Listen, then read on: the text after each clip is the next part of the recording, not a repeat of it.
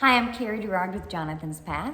And I'm Talia Weiscarver with Harmony. I'm the DCS Foster Parent Recruitment Manager. And we're talking about foster parenting today. And we're going to talk about the phone calls you get after you go through your classes and you open your home and you start getting phone calls for kiddos to be placed in your home. And this was, out of the entire process, Talia, this was the scariest for me. The classes, you learned about trauma triggers. You learned about the types of kids that are in custody. You learned techniques on how to help them with these traumas. Yeah. But what they don't teach you is your own fear that's going to happen the moment you get the phone call. And I remember I was at work.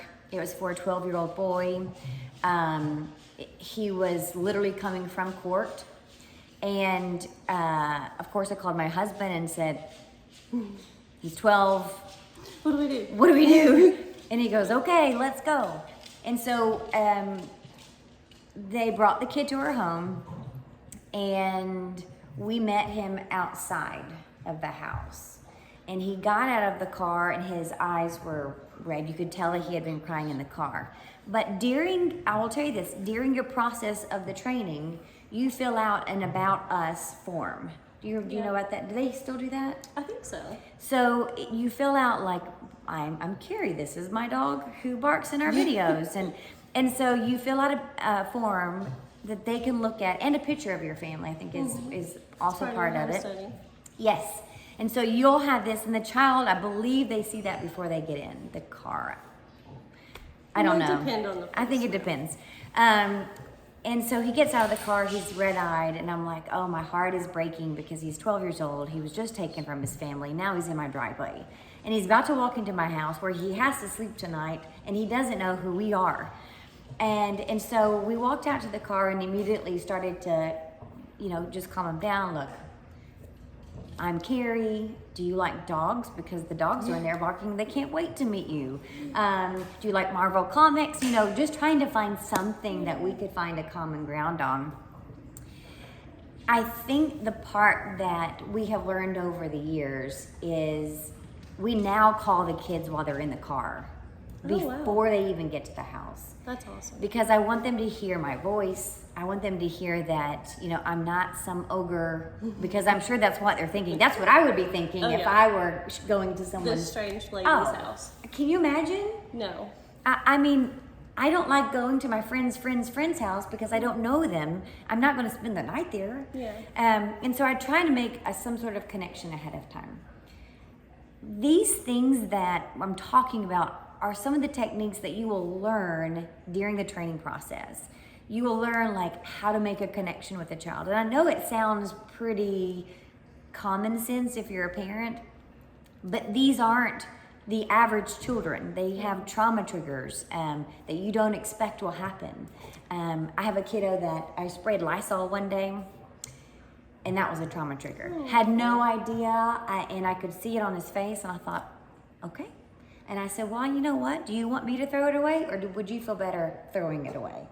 Because I thought he needed that power back. That was so sweet of you. So it's just those moments. I mean, and you've had kids in those situations too. What's it like taking a child? I thankfully have never worked that side. I have never done removals.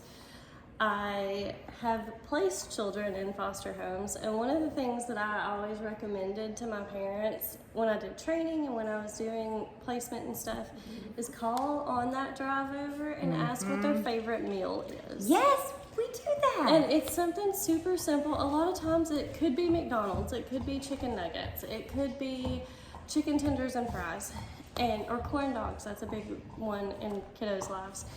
And I always tell people, it doesn't matter what you had planned to fix. If you fix that favorite food, even if it's 100%. junk food, it's going to make them feel so much more welcome. It does. Giving them something that gives that comfort back. And I don't even eat corn dogs, but I'll put one on my plate because I want them to know I'm in it with them. It is one of those things, food is a great way to connect.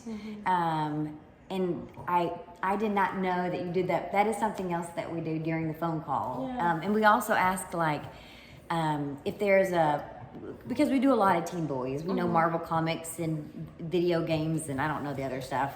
I've gotten bad about knowing all the hip stuff now, but Yeah. we try to make sure that there's something that they really enjoy doing that can help them squash the fear of walking into a strange person's home. And if you just think about that for a moment, put yourself in those shoes. I always ask, I personally, like, if you packed up my belongings and took me to a stranger's house, I'm most days a grown up, and I don't think I could do it. No. I would struggle. So I try to remember that with the kiddos coming in, no matter if they're an infant or they're 17, it's a tough transition. And you said something, pack up their things. Their things packed up sometimes mean nothing is packed up. Yeah. Our very first kiddo, 12 years old, that I had mentioned before, came with like the plastic garbage bags, but they mistakenly had grabbed his younger brother's clothes. Oh. And so he had nothing. Oh, that's So of course we did a Target run, and I'm buying everything: underwear, socks, shoes, clothes for school tomorrow, all the toiletries. And we get into the line to check out, and I never forget this. The young man looked at me, he goes,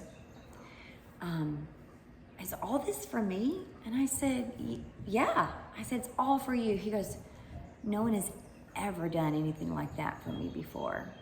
And I said, kiddo, you are loved and you are safe and it's going to be okay. And he just lost it. And of course, I'm going to lose it when they lose it. absolutely. And so it So was now just... we're both crying in Target. Who doesn't cry in Target? I mean, we all have our moments.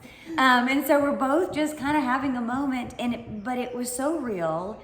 And to this day, many years later, he's back with his parents. But all these years later, we still hear from them on a very regular basis. That's so awesome. And so you make those connections, and they're lifelong. Yeah, absolutely. So if you want to become a foster parent and have moments of crying in Target, and the tough parts too, Yeah. all you have to do is go to our website. There's a link about becoming a foster parent and an inquiry form. It's going to go to Talia over at Harmony, and that is the first step that you need to take.